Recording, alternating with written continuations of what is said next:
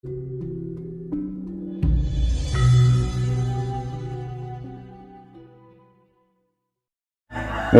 dadu niku. Letek dadu. Mbah niki kula bangsuli malih ten ngene Pak Jokowi terus Mbah Jo kan Satrio Piningit nggih. Nggih. Berarti sejatosipun Satrio Piningit niki sampun muncul Mbah nggih. Muncul. Sing dadi apa sukma saling candangan Nggih. gitu. Apa Jokowi balik meningkat lah karek niku tok. Menurut panjenengan Mbah Jo kados Pak Jokowi niki kan Satrio Piningit nggih. Nah, kinten-kinten leluhur sinten Mbah nek ndampingi Pak Jokowi niki napa Bung Karno napa sinten Mbah? Ya itu niku. Gandeng niku, Gandeng Pak Karno nggih.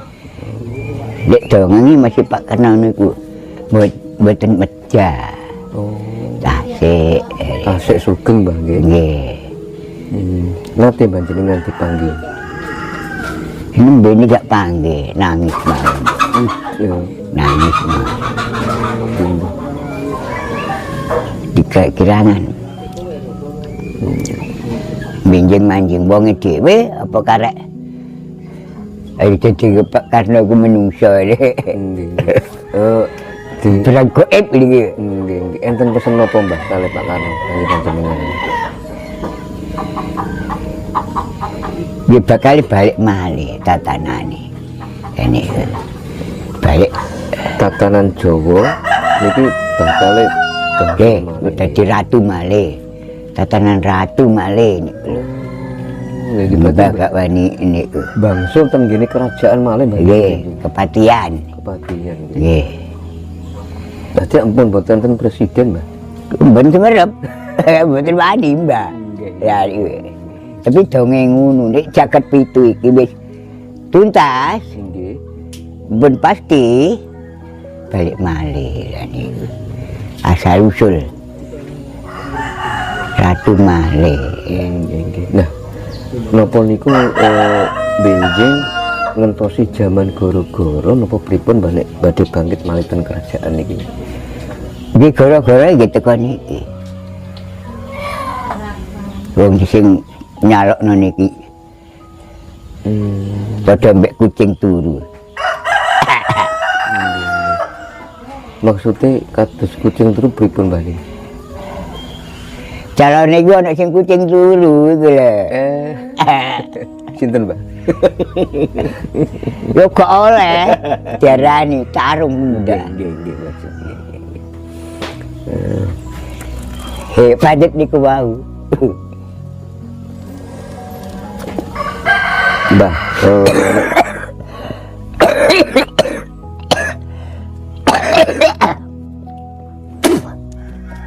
nek misale panjenengan nggih badhe wonten kedadosan napa ngoten kan mesti disukani wisik Mbah nggih ngoten niku. Nah, ngoten niku pripun Mbah carane maca tanda-tandane alam misale badhe wonten kedadosan jenengan ngoten niku napa Mbah tanda-tandane ngoten niku Mbah?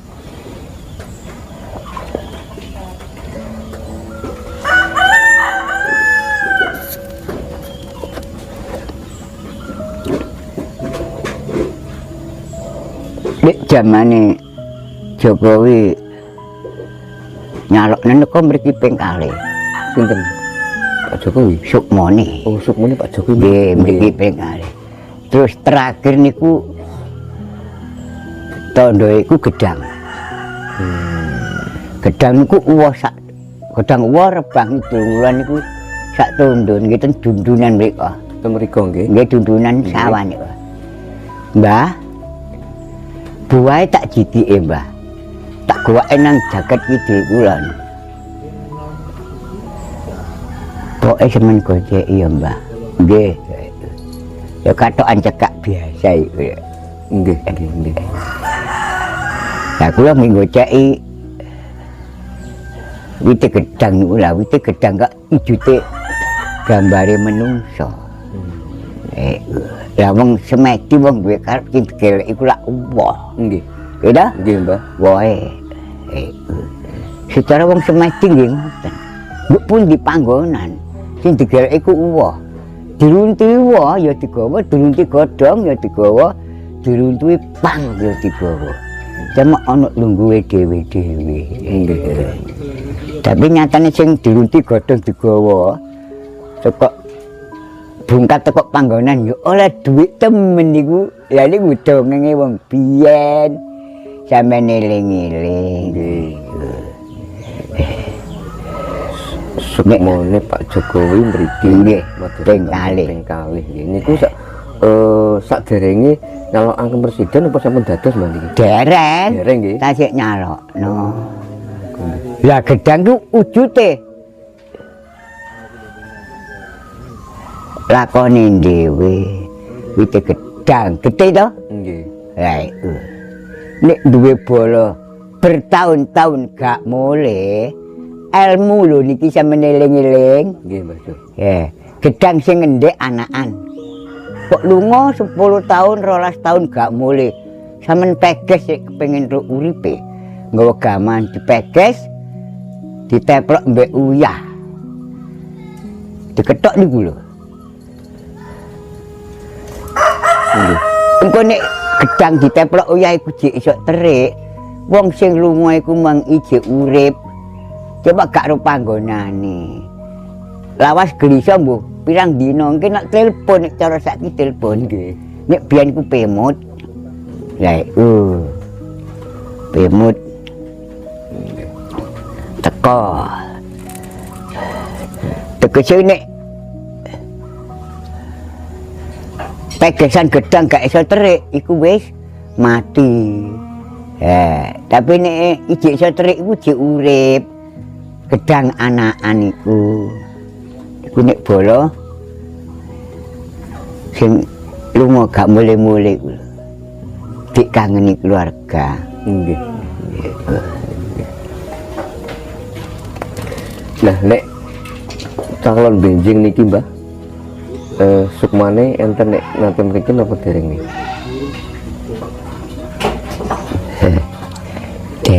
Dereng nggih. Cuma mbambun lho.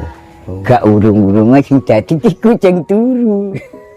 Iku kucing turu lho bocah iku mang. Jenenge pira? Ngono lho. Gue tak dudukno dititene wong akeh ngeru. Ya menangan-angan jenenge pira? Nggih, niki benjing kan sakniki nek kuat kan 3 calone Mbah. Iki Prabowo nggih. Anies kali Pak Ganjar. Nah, kinten-kinten sinten Mbah niki? Dados niki. Sing jeneng Jawa sinten Mbah niki?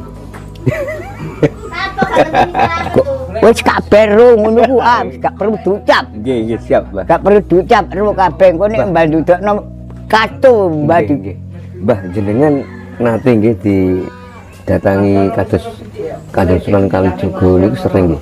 Untuk kuwabe mbon mbok mriki. Nyukani tombo-tombo ngoten niku. Enten pesen napa Mbah kados Kanjeng Sunan Kalijaga mriki ngoten niku?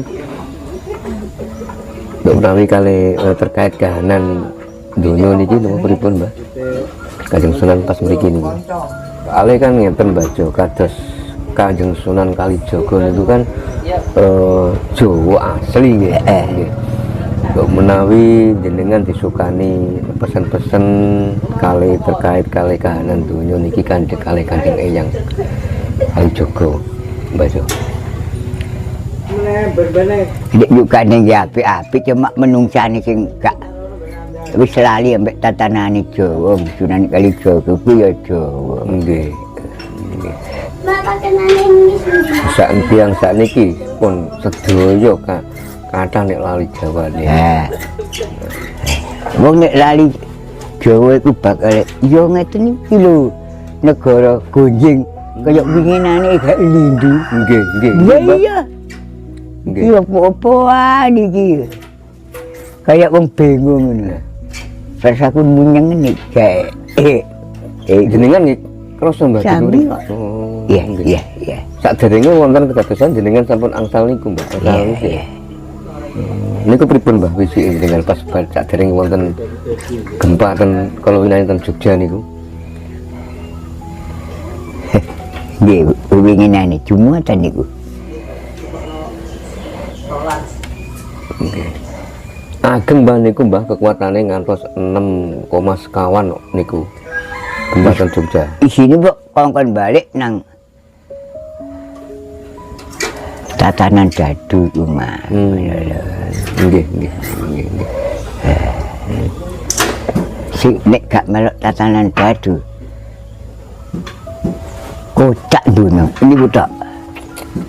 Kocak dunya. Nggih, nggih. Mergo Dadu ku poke tatanan, poke ilmu. Mergo Dadu ku ibarate dunya. Ya Dadu iku dunya iku isine 3. Gitu. Nggih. Dadu ku isine 3. Wong menungso ki nglakoni tatanan isine 3. Lha. Sadurunge ana menungso minyak tala. Nggih. Ya. Mari minyak tala setan. Mari setan menungso. Niku wujude Dadu. Dadu ku nganggo tempurung. Temenono urip. Aja bakal urung urip, temenono dadi menungso. Dadu ku tempurung iku jagat kolong langit. Nah, jurune dadu ana bentung. Nggih. Bentung melungker kanggo tali jagat tampar. Sing nggawa wong Islam NU. Nggih iku tali jagat. Cuma ditali wangsul gitu. Tali wangsul ku jenenge 3. Mbah na benjing niki tiyang nek sampun kapundhut Mbah niku nggih. Dah wonten niku pripun Mbah nasibe benjing wonten niku ten pundi Mbah niku ten alam napa Mbah niku? Ten alam maksar. Nek dongenge enten cuma gak dijabarno. Nggih. Lah jabarane wong sing urip karo mati. Nek kowe urip nduk donya iki wis jejodohan mati salah sitok ngenteni 1000 dina. Ya, nek wis 1000 dina engko digedhuk 1000 dina. Nggih. Dikon mulih karo nyawa. Dik kowe mulya. Nyujuk kayu aking. Lah, kayu aking niku napa? Danyang. Ujite sejatine urip dhewe nggo donya iki. Sing uri-uri danyang aja dianggep demit jin setan. Iku sukmane wong tuwa ya nduk kono. Nggih. Balunge ya nggo desa iku mah nggo pojoke desa. Iku. Upama iki desa Kesambi. Nggih. Sampeyan titeni Jawa. Kesambi, ya ta? Nggih. Sampeyan buktekno dhewe, desa Kesambi. Ya, iku. Kesambi. Sampeyan buktekno. Minurut Jawa, sing mbubak desa nggele nduk kidul etan Kesambi. Ko. Bo. Nggih. Sampeyan geleki nggo lore omah. Desa Kesambi danyange 2. Lore desa kiduletan. Ngene gak tetep mbah iki lho takonono, ngamek nggo apa? Yo ngapik nggo ana cara kowe iku mang lho. Ya. Lah tombone menungso, yo ngapik nggo ana cara apa? Iku. Berarti niku Mbah Jo rahasiane menungso ten dunya sedaya ten kene ana cara. Ya iya ya nggo Dadu iku mang. Wujude. Lho. Isine Dadu pira balik maneh. Ya, ya selikur ngono lho. Niku Mbah nggih nek diarani kitabe wong Jawa nggih ana cara Ya, nggih. iku nomor 1 uripe menungsa nggo Dadu kabeh. Aja jangan media. Coba gak digawe media. Jawa punah. Ngene lho. Ngene punah. Nah, kita kados tataran Jawa niki saged bangsul malih pasik dangu napa mboten Mbah Jo? Ya iso. Gak iso kok iye. Wis zamane wis gonjang-ganjing. Ini pun gonjang-ganjing Ya. nggih.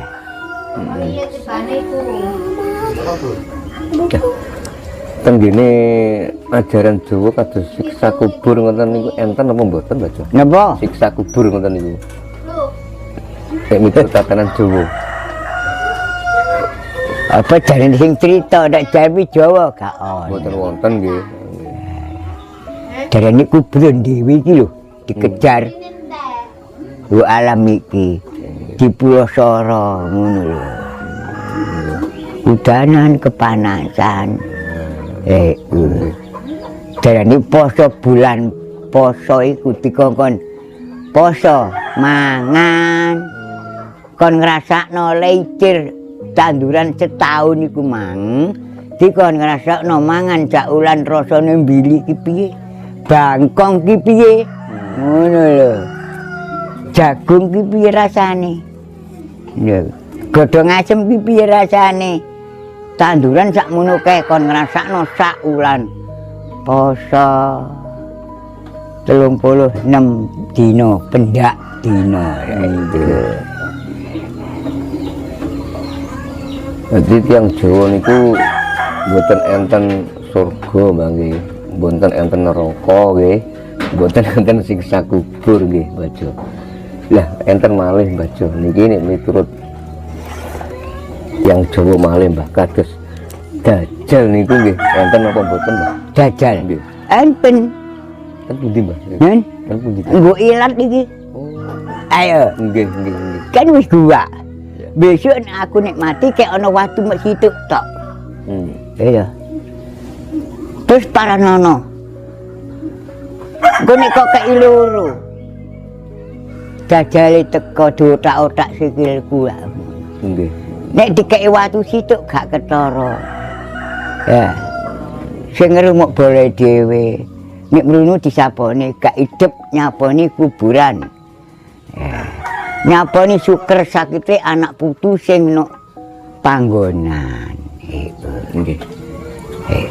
Nah, terus niki malih Mbah nek menurut yang Jawa nggih niki nggih. Kenging napa Mbah kados tiyang nek kapundhut niku nggih. Kuburane kok mesti dijuraken ngaler niku napa Mbah? Napa Mbah niku maknane Mbah saged jenengan dijelasaken Bajo kajenge derek niki mangertos Bajo. cek iso ngrasakno lorone nggo alam semesta nggo alam padang iki Nggih.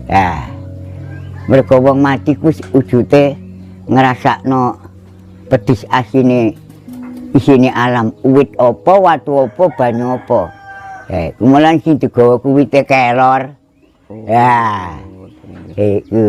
wis tuntunan sing kari sing dhisik Mbah gak paham sing dhisik ya mujur ngetan mbek ngulan iku Nggih, nggih. sing dhisik Nah, iki Mbah kula nyuwun panjenengan dijelasaken Mbah dipedhar Mbah niki babakan mati sak jeroning urip niku napa Mbah?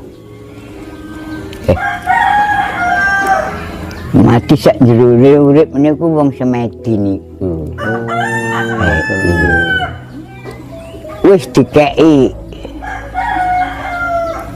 urip ijek gelek urip ya dah Dikeki urip isek golek gelek urip sing apa maneh lho sing kurang ngene engko dadine yang gelek wedak pupur ya lara jare enak wong lara kok enak ngancane gedudakno serasa ku mang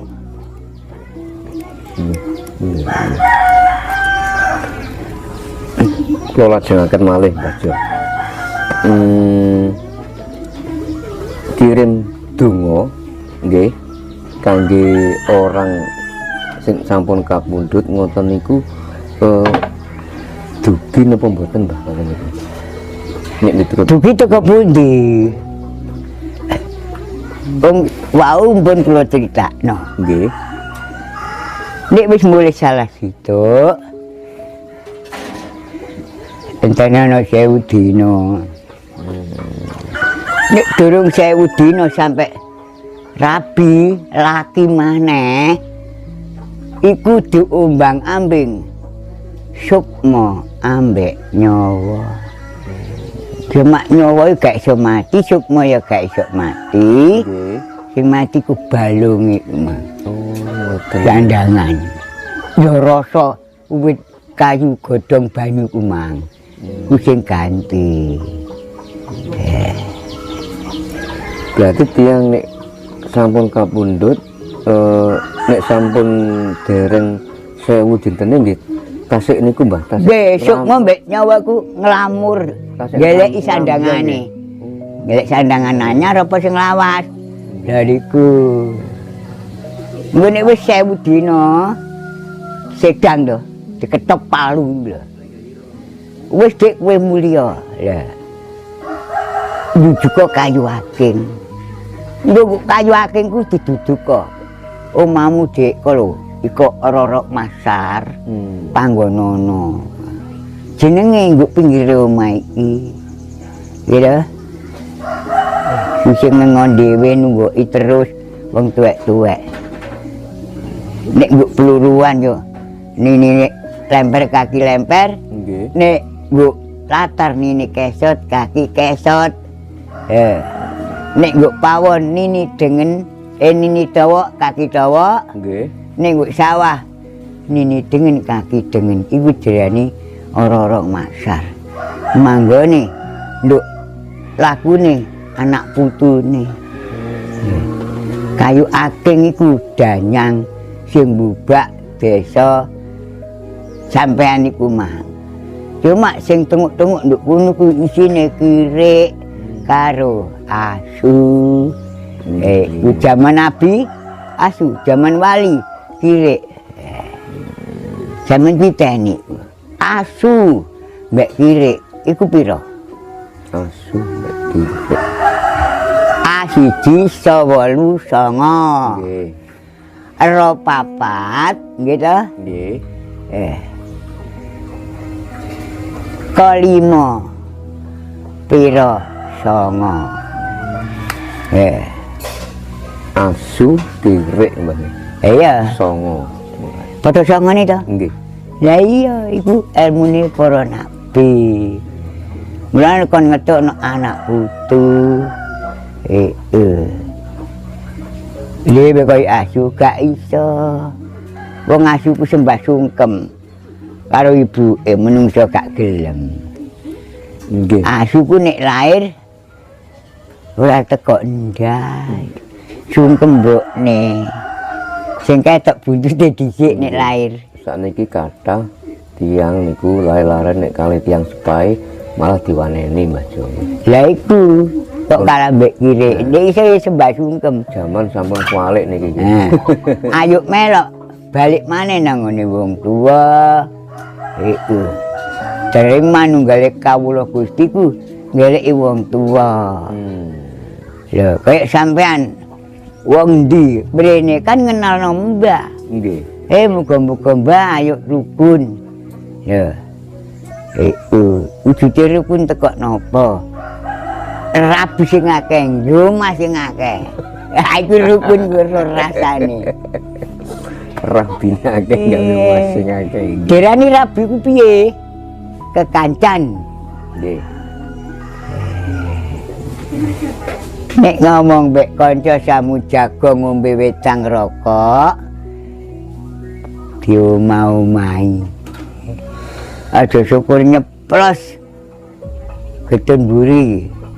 Iring-iringen palang getun ngarep. Ngene lho. Nggih, nggih. Dah berarti tiang niku nek purun uri-uri leluhur, uri-uri danyang niku manfaatnya kuatah Mbah nggih. Nggih saged langgeng sejatine urip. Dhewe wong tuwa iku mang, jare wong tuwa ya sing ngekeki. Iku duwe akeh danyang. Nggih. Gadahe dinyang iku. Nggih, nggih. Lho kok sing digereki pring petuk. Piye? Nek wong biyen ku pring petuk ya petok nggo gedhek sesek iku mang. Sawah puluhan hektar iku. Ku jenenge pring petuk. Dike isine surate sawah. Semen rungokno wong donya. Nggih. Cek gak golek pripetu, ae gembijuki wong. Gak ilok. Nggih. Mbah kados ilmu ngraga sukma niku enten to mboten Mbah niku? Enten.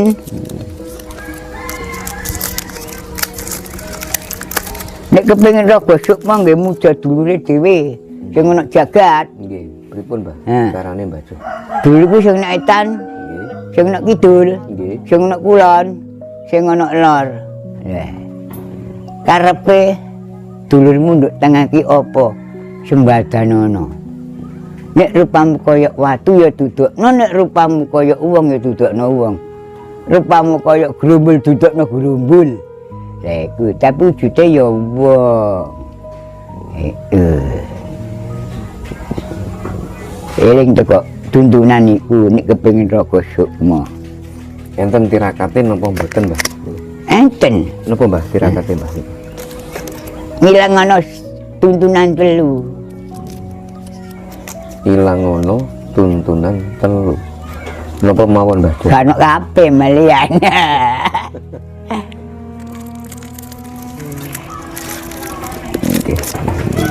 Ngilang ana sawat, betah melek, betah gak mangan. Ilang ono sawat, betah melek, betah gak mangan. Dia kembung liper nek maidan. Apot Mbah niku Mbah. Kabut. Kabut. Wajibe dhewe kan mangan wis gak oleh aneh-aneh. Ilmu kanggo tatanan ukurane urip. Ilmu kok digawe ngaji-ngajian ae gak dunung. Ngaji-ngajian ae gak dunung. Tanggane tok sing lali lho ngono ku mang. Mbak iso buka segala apa iso. Nggih. Tapi nek dibuka kabeh bentrok. Geger Mbah. Ya ayo gelek tuntunan melok dadu ku mang aman-aman. Gelem melok dadu aman Bang. Aman. Sing gak melok dadu ku lho, guling gunung jugruk segara asat. Kate piye? Nggih. Dewe iki opo? Cuma dudutno menungso. Wis ta ana sing kaya apa jaman apa? Dadu ku lho. Titikane kok dadu tok. Jaman apa? Sing anakno menungso iki kok dadu.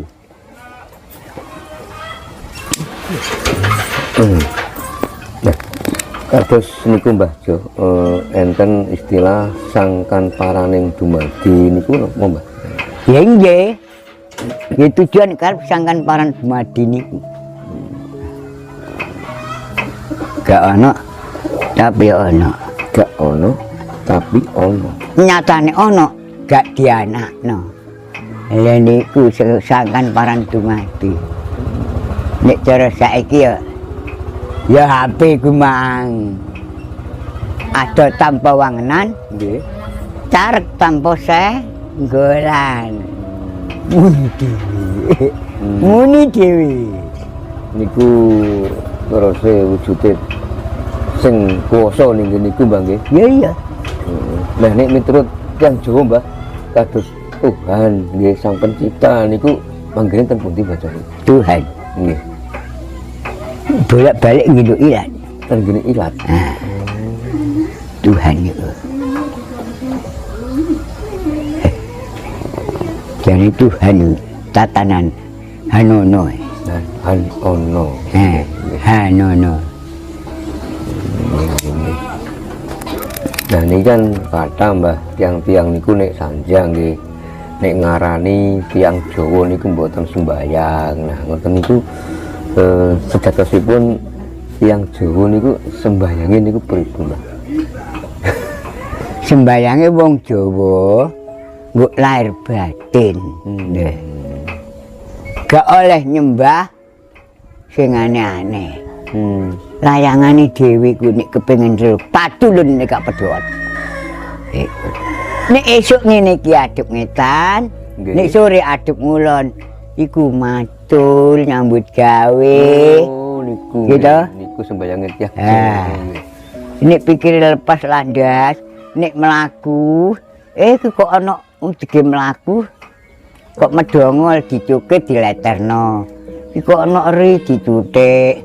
Ya iku kok ana kewan digurak sing dang-dangi menungso mlaku iku mang.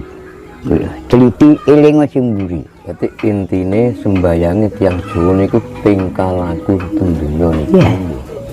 Ya niku Nggih, mboten tingkah laku. mboten usah ngentosi jam nembe sembayang ngoten mboten usah nggih. Mboten enten. Sak tekan-tekan. Nggih. Sampan titeni. Nggih. Mosok ana menungso kaya Mbah. Ket umur 7 tahun niku pun dukun. Sapa sing ngongkon dukun? Tapi nek ceritane Jawa, ilmu Jawa, durung cukup umur gak oleh nglakoni tuwa. Iku wong saiki, tapi nek wong biyen mlaku wong niku sandangane tok sing cilik, tapi ilmune tuwa. Hehehe. Ilmune tuwa. Mbah niki jarang mangan sego. Nawa 7 tahun mangan uwi. Nek gak ro uwi ku bangkong, gak ro bangkong uwi. Bangkong walas uwi nggo desa. Mbah jenengan sering tirakat melek bengi nggih niki tengah. Dia melek terus nek mboten pegel ya turu. Manfaatnya napa to Mbah Jo nek tiyang niku nek rutin melek bengi ngoten niku? Seger waras, Waras nggih. duwe karep apa, tujuan apa, gampang diduni. Nggih, nggih. Silahkan itu manfaatnya ditambah nambahnya wong gendeng. Nggih, nggih. Kiraan Nggih, Mbah. corona apa? Kados niku Mbah Jo, enten malih ilmu sabda dadi mandi pangucap. Nah niku rahasiane napa Mbah Jo supados tiyang iki saged mandi pangucape niku napa Mbah Jo?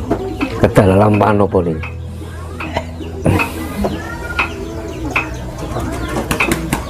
Jarane sabda pandhita iku sing duwe sabda mandi ucap niku wong sing gak tau mulih teko pengayupan. Panggonan. Iku diceluk pendhita.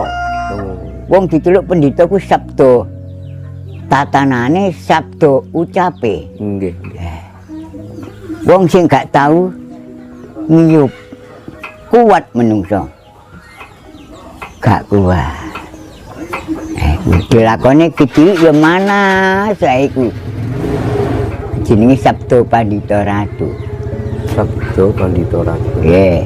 Sing mandi sabdane iku Mbok Pandhita. Jadi nek intine enten tiyang gadah ilmu sabda dadi niku jenengan nggih mboten percaya Mbah Jo nggih. Nah nek nglakoni nggih percaya.